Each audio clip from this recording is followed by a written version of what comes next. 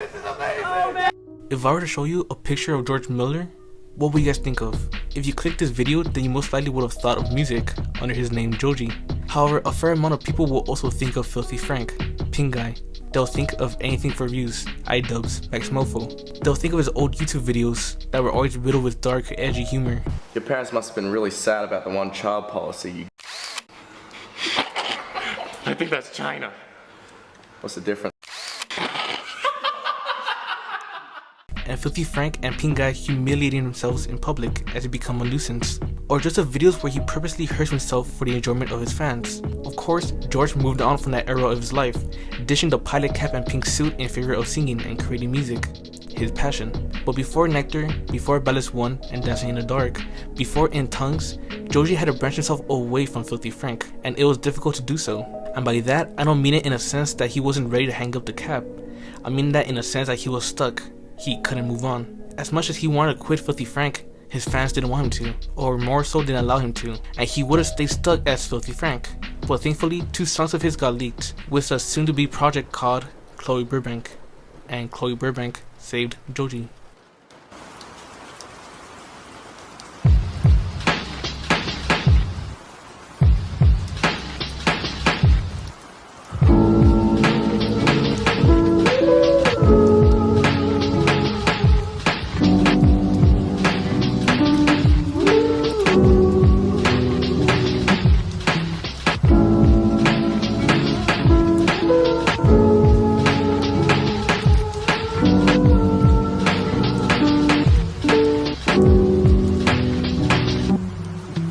So I think it's fair to say that you guys know who Filthy Frank is. But again, Joji fans tried cancelling Joji because they had no idea what Filthy Frank was, as old fans were the one coming to the rescue and defending Filthy Frank, or Joji. Ironic, right? So Filthy Frank is a character. That's the most important thing to remember. Filthy Frank is not George's real personality. Filthy Frank, Pink Guy, Chin Chin, all of his characters were satirical. Filthy Frank is just that, filthy. He's a filthy man. But he was supposed to represent people's filthiest behaviors, thoughts, and all that sort. But George created these characters that for the most part took place in the real world. And so he acts like a lunatic in the real world whenever he dresses up as Pink Guy, or goes hunting for dead street rats as Filthy Frank. And he used to collaborate with iDubbbz, Max Mofo, and Anything for Views, doing challenges together. And by that I mean he used to get hurt with them.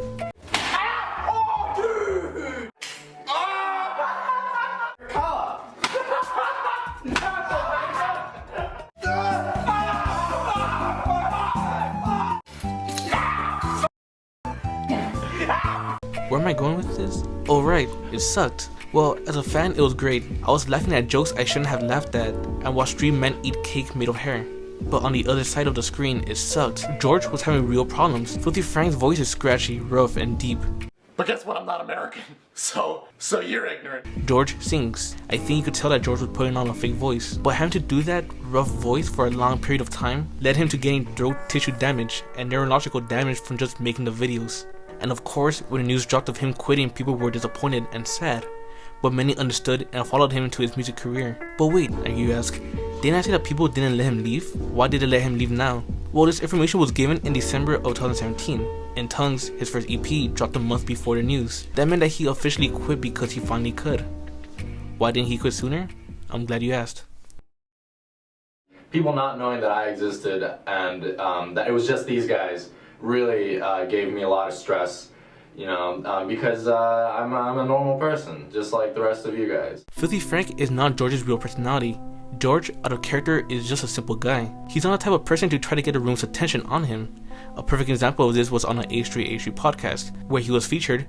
He was there, but he was as silent as a mouse. Women are in a nature setting, like, to be conquered. This is a side of George that we never got to see, and that's because people didn't want to see it. George, after getting a little tired of Filthy Frank, tried introducing a new channel called Joji Vlogs, a very intimate idea. It was a way for George, or Joji, to show his true colors to his fanbase, while still doing Filthy Frank of course on his own channel. It wasn't a replacement for his sketches, at least not exactly. Again, it was just a way for him to show his fanbase his true colors. That was the first issue. It wasn't his fanbase. People didn't want Joji, they didn't want George. All they wanted was Filthy Frank, and so many people exclaimed, "We want Filthy." They tore down this channel, leaving hurtful shit because they thought the channel was a way for Joji to stop doing filthy videos and instead do something the fans didn't want. And it sucks. So much. Seeing how his fanbase ruined potentially the only way for us to see the true colors of Joji, it sucks. It's depressing. And I'm not talking about for us, the fans. I'm talking in the sense of Joji, of George. As he said in the video, it's to please me, not you. But there was one good thing about the vlogs, and it was the fact that it let cracks to show. On a rainy night like this, what else is really better than working on some rainy day beats? You know what I'm saying?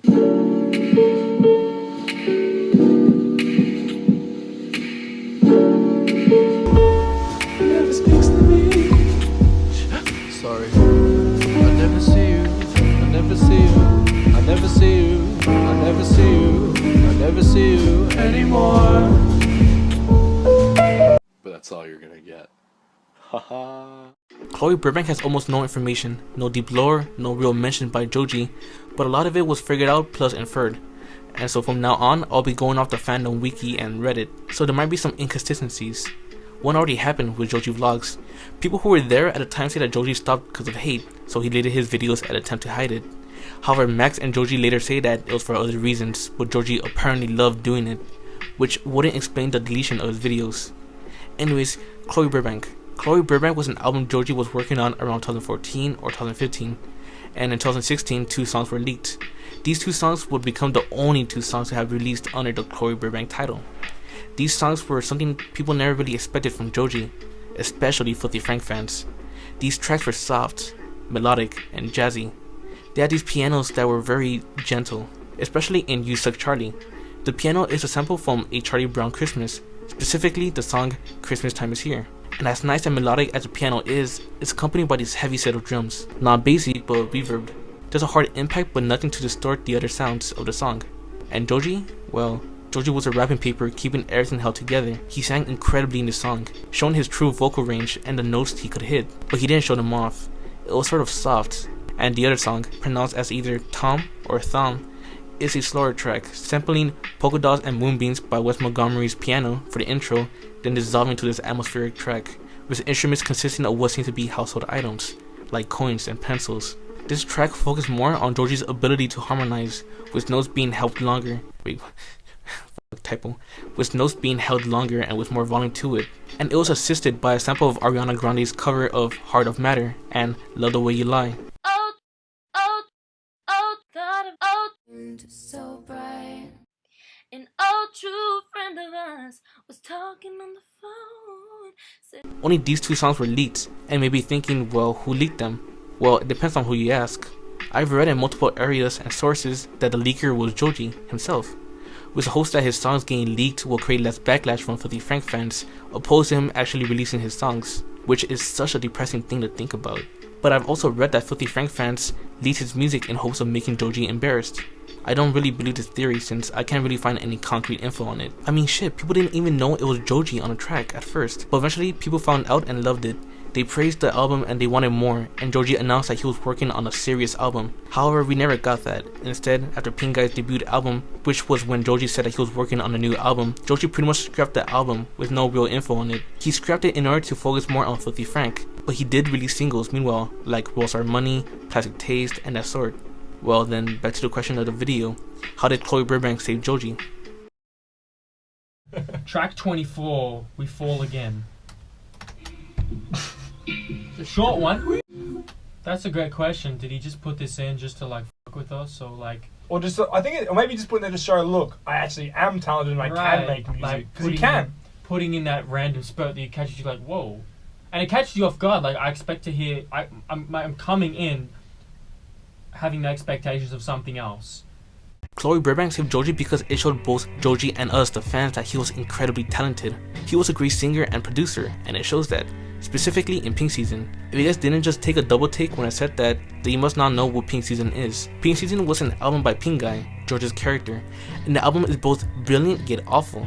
It's intentionally bad, with songs either poking fun of things like club songs with fast-paced beats and overused sound effects, street rap with overused lyrics of I do it for my hood, and songs about wanting to fuck iCarly girls and Dora the Explorer. So how does Pink Season help show how talented George is as Joji?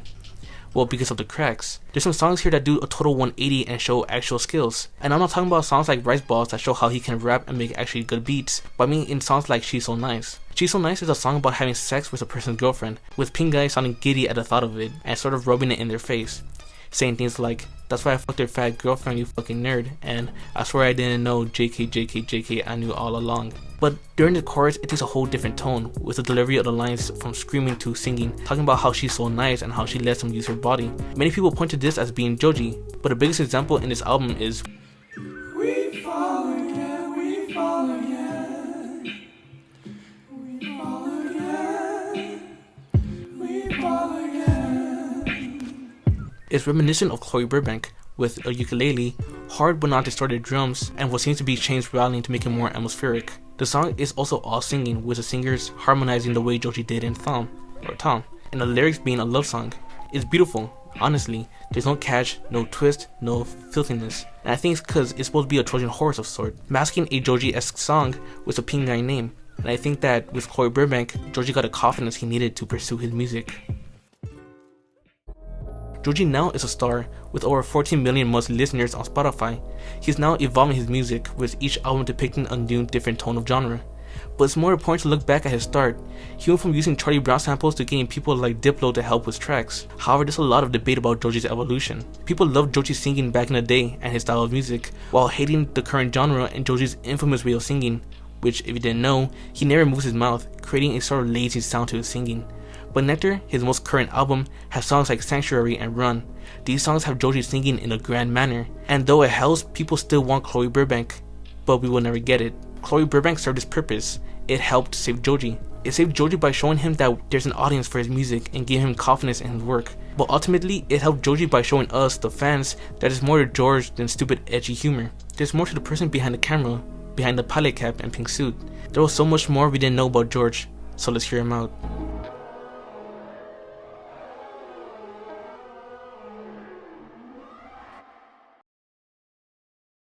Before I end the video, here's some housekeeping. Some songs after Chloe Burbank, like Rolls Our Money, were later added in his first EP, In Tongues, and its deluxe version. Joji is signed with 88 Rising now and is still signed making music. The reason there's no Chloe Burbank songs on Spotify is because of unclear samples, which means it will be a hassle just for 2 songs. Though Chloe Burbank is just 2 songs, any song during this period will be considered Chloe Burbank era songs. Though officially only making 2 Chloe Burbank songs, there's a multitude of fan-made and organized albums, which is what they consider the true Chloe Burbank mixtape. I like the specific layout and assembly of this one album. I'll put a link to it and the SoundCloud version in the description below. Yeah, that's it. Hope you all enjoyed. Make sure to like, comment, and share, and I'll catch you all next time. Just keep an eye out.